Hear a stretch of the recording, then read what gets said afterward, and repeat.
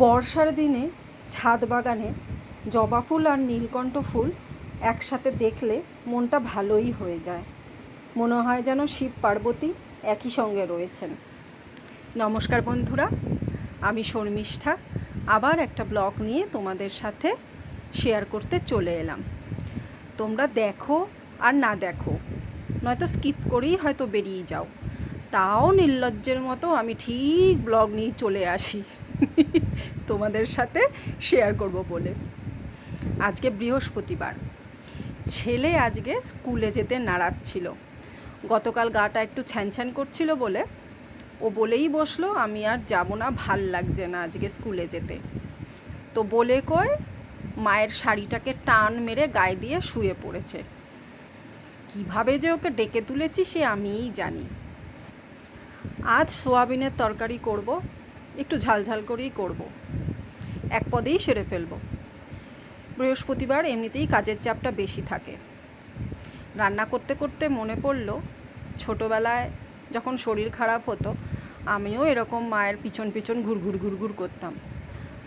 মায়ের শাড়ির আঁচল ধরে ধরে ঘুরতাম, খালি বলতাম কখন ঠিক হব, কখন ঠিক হব, কখন খেলতে যাব, এই রকম ব্যাপার আর কি। সোয়াবিনের তরকারি যখন বসিয়েছি করছি তখন ছেলে বলল যে মা, সোয়াবিনের তরকারি যখন করছো একটু ঝালঝাল করে করো, খেতে ভাল লাগে যাতে। আমি বললাম ঠিক আছে, তাই হবে। তা উনি ওনার খাবারটা নিয়ে ঠাকুমার কাছে চলে গেলেন। আমি যদি আবার পড়তে বসতে বলি, এইসব বিষয়ে ঠাকুমারা বাঁচিয়ে দেন সব থেকে বেশি। শরীর খারাপ হয়েছে, এখন না হয় একটু থাক। হয়তো মুখে বলবে মা যখন বলছে পড়তে বসো, কিন্তু শাসন ঠাসন করা চলবে না। যদি পড়তে ইচ্ছা না করে ঠিক আছে পরে হবে। ঠাকুমা দিদিমারা এরকমই হয়, আমাদের সময়েও এরকমই ছিল ঠাকুমা দিদিমাদের আচরণ। যাই হোক, রান্নাটা তাড়াতাড়ি সেরে নিয়ে ভাবছিলাম যে পুজোটা সারবো, তারপরে খাবো। কিন্তু এমন আমার সোয়াবিনের প্রতি আসক্তি, সিদ্ধ হয়েছে যখনই সোয়াবিন তখনই নুন ফেলে দুটো খেয়ে নিয়েছি।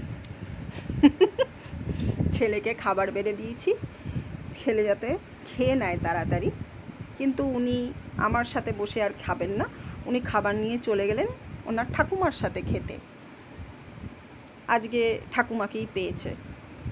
যাই হোক, মায়ের বকুনির হাত থেকে বাঁচতে ঠাকুমাই একমাত্র অবলম্বন। আমি পুজো টুজো দিয়ে যখন খেতে বসলাম তখন অনেকটা বেলা। মুখে গড়াসটা যখন দিতে যাচ্ছি তখনই যেন মনে হলো অমৃত মুখে এলো। শুধু মাঝখান থেকে একটা ছোট্ট দারচিনি মুখের মধ্যে পড়ে গেছিলো।